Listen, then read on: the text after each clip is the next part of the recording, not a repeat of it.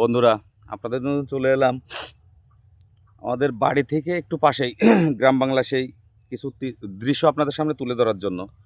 এখানে এসে আমার একটা কথা মনে পড়লো, ছোটোবেলায় কবিগুরুর লেখা একটা কবিতা পড়েছিলাম।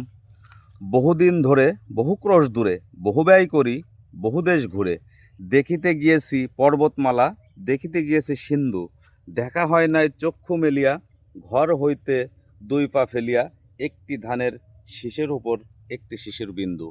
তো কোটি কোটি লক্ষ লক্ষ টাকা খরচ করে যাদের টাকা পয়সা আছে তারা হয়তো বাইরের দৃশ্যগুলো দেখতে যায়, কিন্তু কেউই এই বাংলা মায়ের যে অপরূপ দৃশ্যগুলো সেটাকে অবলোকন করার চেষ্টা করে না। এরা সবসময় বাহ্যিক যে সৌন্দর্য এটা নিয়েই ব্যস্ত থাকে, নিজেদের ভিতরে যেটা আছে এটা কখনো তুলে ধরতে চায় না। তো যাই হোক, আমি গ্রামের মানুষ, সহজ সরল, তো সেভাবে আমি মোটামুটি নিজের ভালো লাগা থেকেই এই গ্রামের কিছু দৃশ্যগুলো আপনাদের সামনে তুলে ধরার চেষ্টা করি। এখন ভালো লাগার আপনাদের উপর নির্ভর করে, কতটা ভালো লাগে বা না লাগে সেটা তো আসলে আমি ওইভাবে পরিমাপ করতে পারবো না। তো আপনাদের উৎসাহ যদি পাই তাহলে আস্তে আস্তে এগুলো তৈরি করব। একটু দূরে একটু খেয়াল করুন, এই দেখেন গ্রামের মানুষ এরা কত সহজ সরল। একটা গ্রাম থেকে অন্য একটা গ্রামে যাচ্ছে, মাঝখানে ছোট্ট একটা বিল।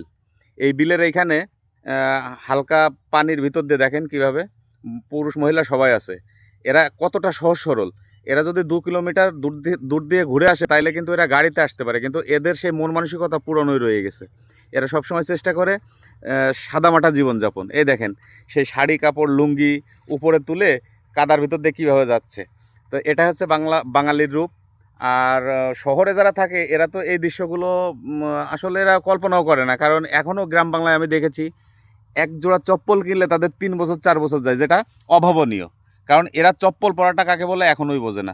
তো যাই হোক বন্ধুরা, এতগুলো কথা নাইবা বলি, আপনারা দেখতে থাকুন, আমার চ্যানেলের সাথে থাকুন। আস্তে আস্তে দেখাবো আপনাদের সেই গ্রাম বাংলার দৃশ্যগুলো। সবাইকে ধন্যবাদ।